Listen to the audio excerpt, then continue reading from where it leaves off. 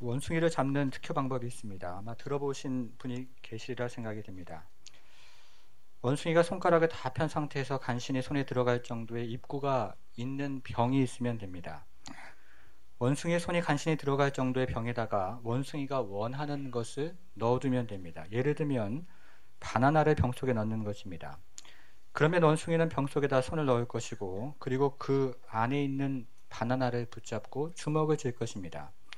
이렇게 병 속에 손을 넣고 바나나를 붙잡으면 당연히 손을 뺄 수가 없게 되는 것입니다. 원숭이의 욕심을 이용해서 원숭이를 붙잡는 것입니다. 이 이야기는 오늘 본문에 나와 있는 부자 청년의 이야기를 잘 보여주는 이야기입니다. 오늘 본문에 나와 있는 부자 청년의 이야기를 하나씩 살펴보도록 하겠습니다. 주보 3면을 한번 보겠습니다. 첫 번째는요, 부자 청년이 예수님에게 영생에 대하여 질문했습니다 입니다. 부자 청년이 예수님에게 영생에 대하여 질문을 하였습니다.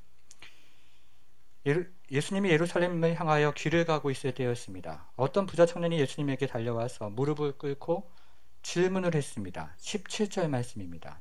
예수께서 길에 나가실새 한 사람이 달려와서 꿇어 앉아 묻자오되 선한 선생님이여 내가 무엇을 하여야 영생을 얻으리이까? 부자 청년의 질문은 영생에 관한 질문이었습니다. 오늘은 마가복음 20번째 시간인데요. 우리는 지금까지 예수님이 만난 수많은 사람들에 대한 이야기를 들어왔습니다. 예수님은 갈릴리에서 수많은 무리들을 가르쳤고 수많은 사람들을 고치셨습니다. 12 제자들에게도 마찬가지였습니다. 수많은 질문과 대답이 오고 갔습니다. 그런데 이상하게도 지금까지 어떤 사람도 예수님에게 영생에 대하여 질문을 하지 않았습니다. 수많은 무리들 중에서 영생에 대하여 질문하는 사람이 없었고 고침을 받은 사람들 중에서도 영생에 대하여 질문하는 사람들이 없었습니다. 제자들도 마찬가지였습니다. 수많은 질문과 대답이 오고 갔지만 제자들도 영생에 대해서는 질문을 하지 않았던 것입니다.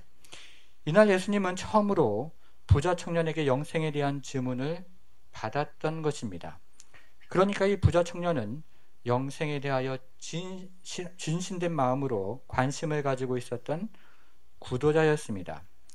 예수님과 부자 청년의 대화를 한번 같이 들어보도록 하겠습니다. 19절과 20절 말씀을 같이 한번 읽어보겠습니다. 19절, 20절 말씀 같이 읽겠습니다.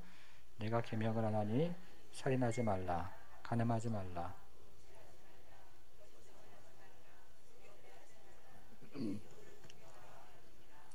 그랬자오되 선생님이여 이것은 내가 어려서부터 다 지켰나이다.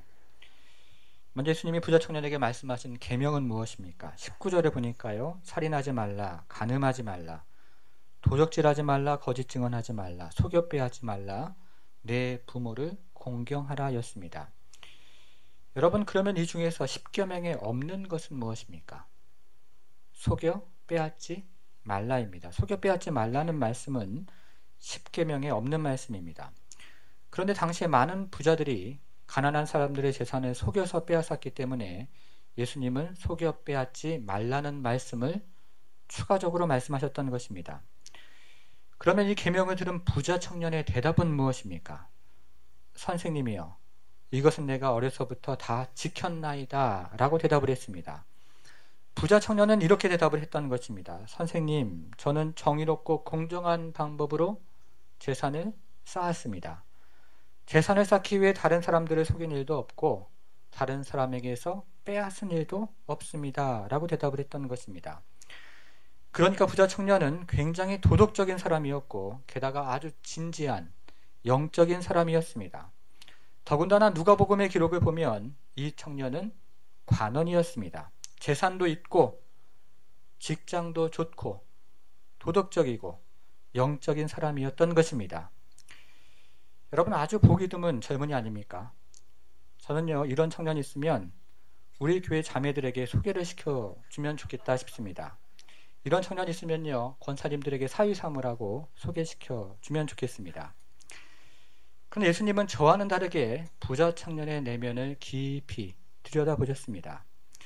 예수님은 부자 청년의 내면을 깊이 들여다보시고 이렇게 말씀을 하셨습니다. 21절 말씀도 같이 한번 읽어보겠습니다. 21절 말씀 같이 읽겠습니다.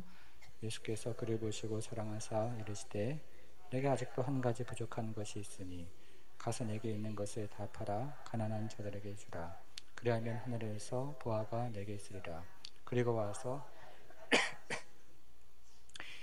이 구절 하나씩 한번 살펴보도록 하겠습니다. 먼저 보시고 라는 말입니다. 여기서 보시고 라는 헬라 말은 유심히 지켜보는 것을 의미합니다. 유심히 내면을 들여다보는 것을 의미하는 것입니다. 예수님은 부자 청년의 내면을 유심히 들여다보셨던 것입니다.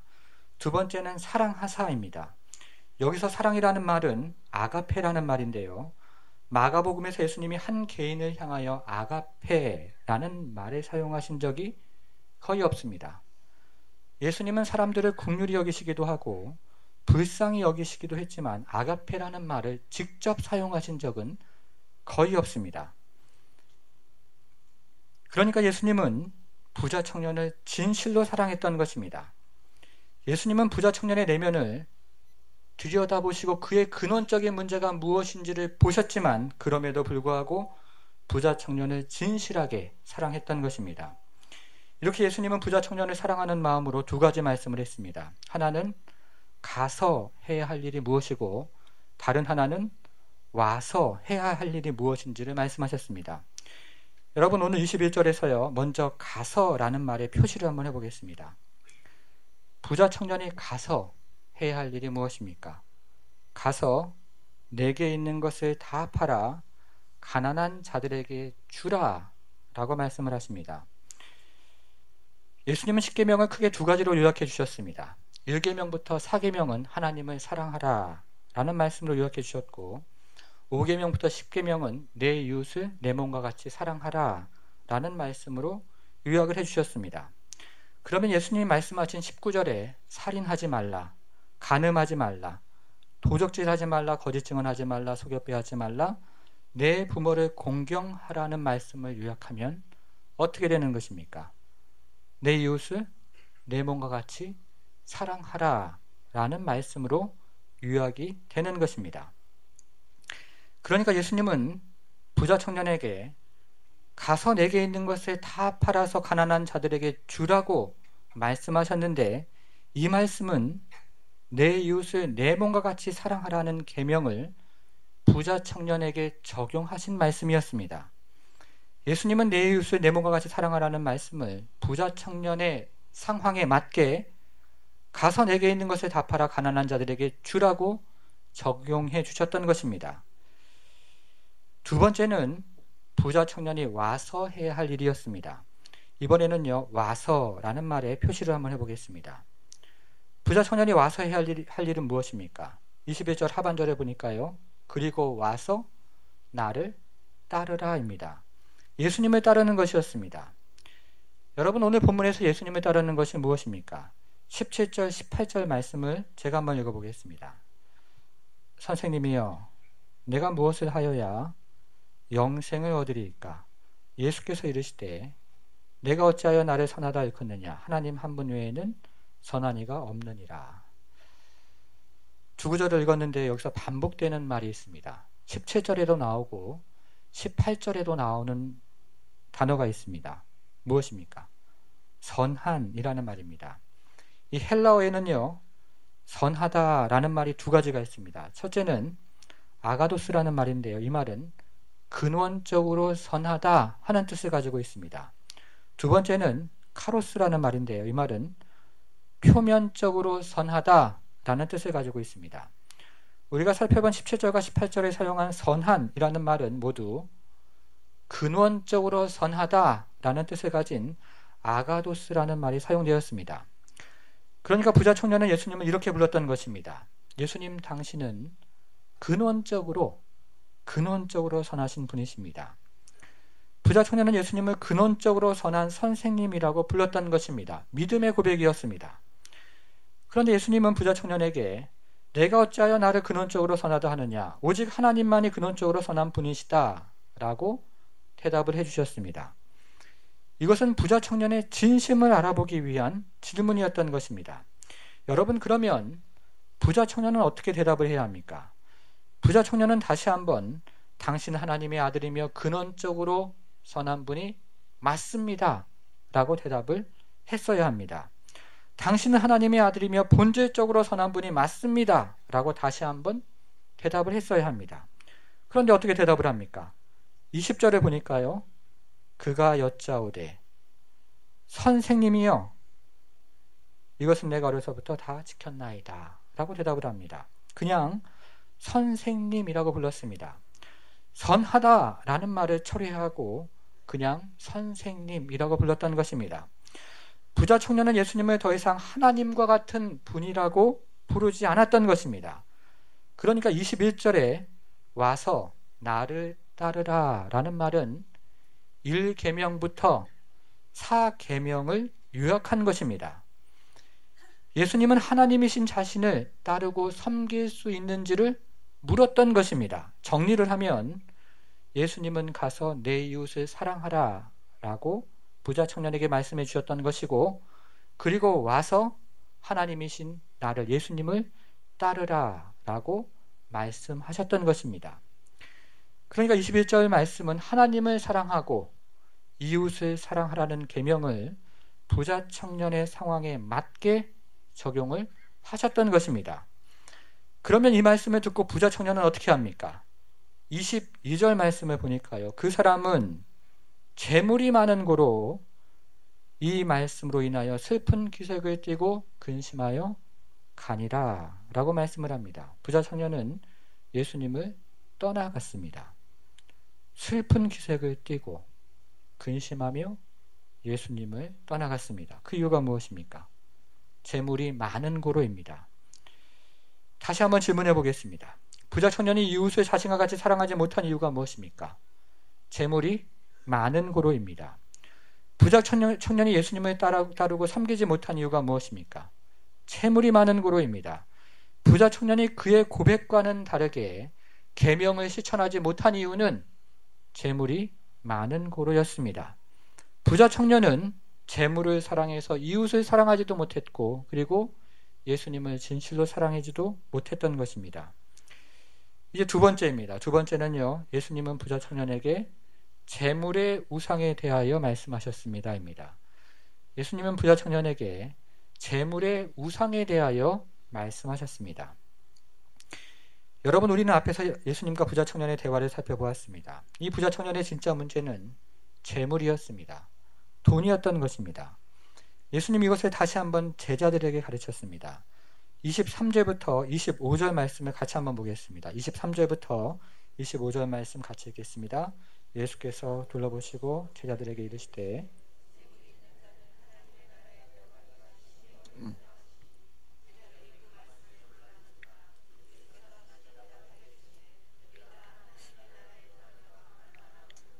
낙타가 바늘길 나가는 것이 부자가 하나님의 나라에 들어가는 것보다 쉬우니라 하시니. 예수님은 제자들에게 부자가 하나님 나라에 들어가기가 어렵다라고 말씀하시고, 이것을 낙타와 바늘길의 비유를 통해서 아주 선명하게 설명해 주셨습니다. 25절 말씀을 보니까요, 낙타가 바늘길에 나가는 것이 부자가 하나님의 나라에 들어가는 것보다 쉬우니라 하시니 라고 말씀을 하십니다. 수세기 동안 성경학자들은 이 말씀을 가지고 갑론을박을 벌였습니다. 낙타가 무엇을 의미하는지, 그리고 바늘귀가 무엇을 의미하는지를 놓고 성경학자는 오랜 동안 갑론을박을 벌였습니다. 먼저 바늘귀에 대한 해석입니다. 어떤 성경학자들은 바늘귀는 실제로 바늘의 귀를 의미하는 것이 아니라고 주장을 합니다. 이것은 이스라엘 성문 옆에 있었던 작은 문을 의미한다라고 이야기합니다. 이스라엘의 성문은 해가 지는 저녁 시간이 되면 굳게 닫혀서 사람들이 더 이상 드나들 수가 없었습니다. 그래서 이스라엘 사람들은 성문 옆에다 조그마한 문을 만들어서 수시로 드나들었다 하는 것입니다. 그런데 이 문은 낮고 좁았기 때문에 낙타가 이 문을 통과하기 위해서는 낙타 위에 있는 짐을 다 내려놓고 그리고 자세를 낮추어서 이 문을 간신히 통과했다 하는 것입니다. 그러니까 낙타가 이 문을 통과하는 것은 어렵지만 불가능한 일은 아니었습니다. 부자도 마찬가지입니다. 부자가 천국에 들어가는 것은 어렵기는 하지만 불가능하지는 않다 하는 그런 말씀으로 예수님께서 말씀하신 것이다 라고 주장을 합니다. 그러나 이 같은 해석은 추측입니다. 1세기 당시에 예루살렘 성에는 그 같은 작은 문이 있었다 하는 기록이 없습니다. 그리고 예루살렘 성의 어떤 문도 바늘귀로 불려졌다 하는 기록도 없는 것입니다. 두 번째 해석은 낙타에 관한 해석입니다. 여러분, 낙타를 직접 보신 경험이 있을 것입니다. 여러분, 낙타가 큽니까? 아니면 작습니까? 낙타가 큰데요. 그런데요, 이 낙타를 팔레스틴 지방에서 보면 더 크게 보입니다. 이 낙타는 팔레스틴 지방에서 가장 큰 동물이기 때문에 그렇습니다. 그러니까 이렇게 큰 동물이 당연히 작은 바늘귀에 들어갈 수가 없는 것입니다. 그래서 어떤 성경학자들은 예수님이 실제로 한 말씀은 낙타가 아니고 밧줄과 같은 두꺼운 실이었다라고 주장을 합니다. 예수님이 실제로 한 말씀은 밧줄을 의미하는 카밀론이었는데 이것을 낙타를 의미하는 카멜론으로 잘못 표기했다는 것입니다. 발음이 비슷하다 보니까 잘못 알아듣고 잘못 표기했다 하는 것입니다. 그러나 이 같은 해석도 추측일 뿐입니다. 오래되고 권위 있는 성경의 사본일수록 낙타를 의미하는 카멜론으로 되어 있는 것이 맞습니다. 그러니까 어떤 해석도 예수님의 말씀을 상징적으로 이해하거나 은유적으로 이해하기가 어렵다 하는 것입니다. 그러면 이런 경우에 어떻게 해석을 합니까? 이런 경우에는요, 말씀 그대로 해석을 하는 것입니다. 이런 경우에는 문자 그대로 해석을 하는 것입니다. 예수님의 말씀 그대로 부자가 하나님 나라에 들어가기가 어렵다 하는 것입니다. 이런 이야기가 있습니다. 어떤 가난한 농부가 죽어서 천국에 가게 되었습니다. 천국에 도착해 보니까 가난한 농부가 들어오기 바로 전에 어떤 사람이 방금 들어왔고 이 사람을 환영하는 성대한 환영 행사가 벌어지고 있었습니다. 수많은 천사 합창단이 할렐루야 노래를 했고 연도를 가득 메운 수많은 군중들이 환호성을 지르면서 환영을 했습니다. 이렇게 먼저 들어온 사람에 대한 환영 행사가 모두 마치자 이번에는 어떤 천사가 가난한 농부를 데리러 왔습니다. 당연히 가난한 농부도 성대한 환영 행사를 기대하면서 천국 문 안으로 들어갔습니다. 그런데 이것이 웬일입니까? 조금 전에 자기가 보았던 수많은 천사들의 합창단의 찬양은 더 이상 들리지 않았고 연도를 가득 메웠던 수많은 군중들의 환호성도 들리지가 않았습니다. 오직 베드로 사도 한 사람이 마중을 나와서 하나님의 성에 오신 것을 환영합니다. 주님의 은총이 함께 하실 것입니다. 라는 말이 전부였습니다. 그래서 이 가난한 농부는 베드로에게 화가 나서 물었습니다. 베드로 사도님, 천국에서도 차별 대우를 하십니까? 앞에 사람은 그렇게 대대적으로 환영을 해주시더니 저는 가난한 농부라고 이렇게 푸대접을 하시는 것입니까? 너무나 서운합니다. 라고 이야기합니다. 그러자 베드로 사도가 이렇게 말합니다. 네, 그렇게 생각하실 수도 있겠습니다. 그러나 너무 서운하게 생각하지는 마십시오. 앞에 들어온 사람은 세상에서 살 때 큰 부자였는데 이 사람은 무려 70년 만에 처음 들어온 큰 부자였기 때문에 특별히 환영 행사를 해준 것뿐입니다. 라고 대답을 했다는 것입니다. 무슨 말입니까? 부자가 천국에 들어가기가 어렵다 하는 것입니다. 여러분, 그러면 성경은 돈을 부정하는 것입니까? 재산을 부정하고 부를 부정하는 것입니까? 그렇지는 않습니다. 우리가 마가복음을 계속 읽어보면 예수님은 이름이 알려지지 않는 한 부자 여인을 칭찬하는 장면이 나옵니다. 마가복음 14장을 보면 한 여인이 300데나리온이나 되는 비싼 향유를 깨뜨려서 예수님의 머리에 부었습니다. 사람들은 그것을 팔아서 가난한 사람들에게 주는 것이 더 유익한 것이다 라고 이야기하면서 그 여인을 책망하듯이 혀를 찼습니다. 그러나 예수님의 말씀은 달랐습니다. 예수님은 그 부자 여인의 행동을 거룩한 낭비라고 말씀하셨고 옳은 행동이었다고 칭찬하셨습니다. 마가복음 15장에서도 우리는 아리마대 요셉이라는 부유한 사람의 이야기를 듣게 됩니다. 동일한 내용을 기록하고 있는 마태복음 27장 57절은 이렇게 이야기를 합니다. 저물었을 때에 아리마대의 부자 요셉이라 하는 사람이 왔으니 그도 예수의 제자라 라고 말씀을 합니다. 아리마대의 부자 요셉은 예수님의 제자였습니다. 아리마대 요셉은 부자였지만 예수님의 제자였다라고 이야기합니다. 이것이 무엇을 말합니까? 이것은 성경이 불을 죄라고 이야기하지도 않고 불을 부정한 것으로 이야기하지도 않는다 하는 것입니다. 부자가 다 나쁜 것도 아니고 가난한 자가 다 착한 것도 아닙니다. 예수님은 그런 단순한 논리로 말씀을 하지 않으셨습니다. 그러면 부자 청년의 문제는 무엇입니까? 마태복음 6장 24절을 보겠습니다. 여러분 주보 안에 있는데요. 같이 한번 읽어보겠습니다. 한 사람이 두 주인을 섬기지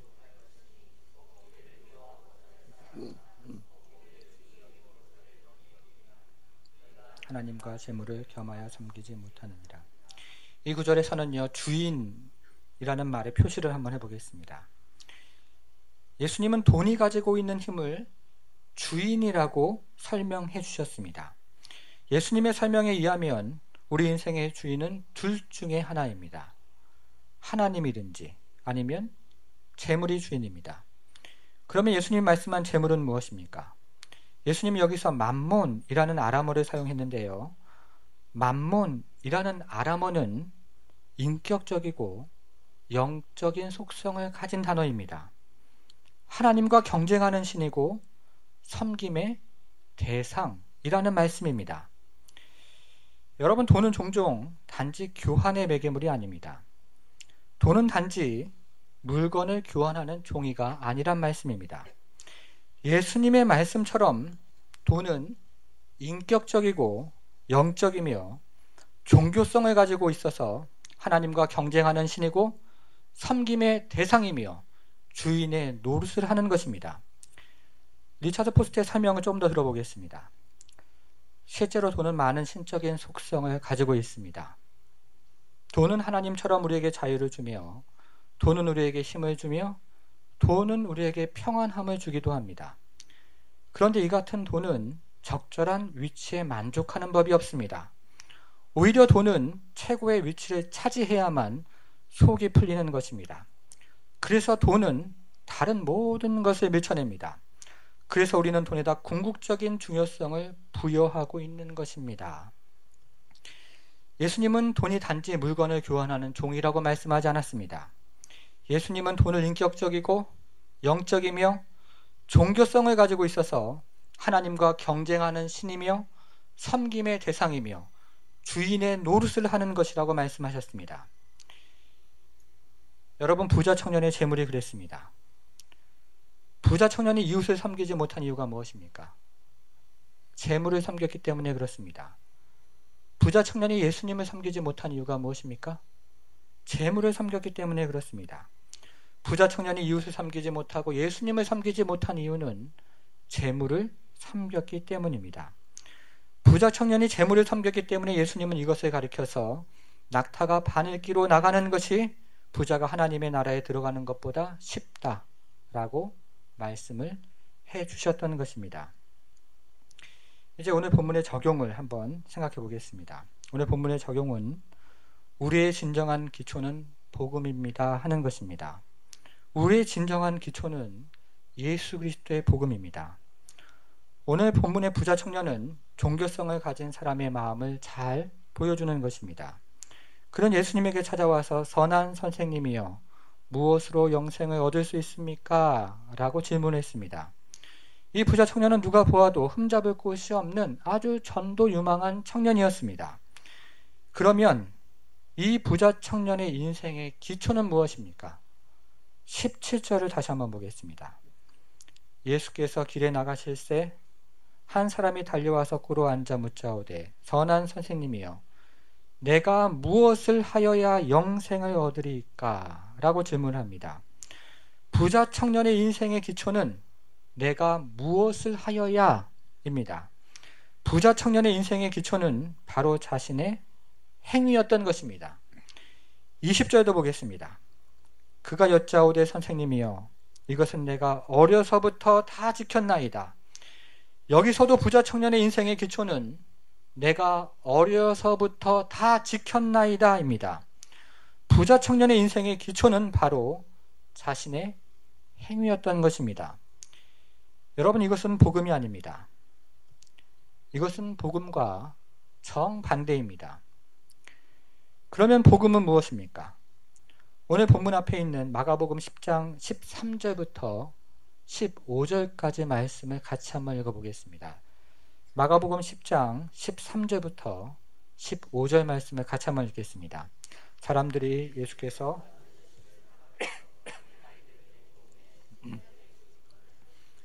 보시고 노하셔 이르시되 어린아이들이 내게 오는 것을 용납하고 금하지 말라. 하나님의 나라가 이런 자의 것이니라. 내가 진실로 너에게 이르노니 누구든지 하나님의 나라를 어린아이와 같이 받들지 않는 자는 결단코 그곳에 들어가지 못하리라 하시고, 사람들이 예수께서 만져주심을 바라고 어린아이들을 데리고 왔습니다. 그러자 제자들이 꾸짖기 시작했습니다. 사람들이 오는 것이 사역에 방해가 된다 생각했을 수도 있고, 어린아이들을 여전히 하찮게 여겨서 그럴 수도 있습니다. 그러나 예수님의 생각은 달랐습니다. 14절에 보니까요, 예수께서 보시고 노하시어 이르시되 어린아이들이 내게 오는 것을 용납하고 금하지 말라. 하나님의 나라가 이런 자의 것이니라 라고 말씀해 주십니다. 여러분, 이 구절에서 어린아이는 누구입니까? 우리는 지난번에 어린아이에 해당하는 그 말씀을 한번 살펴본 적이 있습니다. 당시에 예수님이 말씀하셨던 어린아이는 초등학생에 해당하는 그런 정도의 어린아이입니다.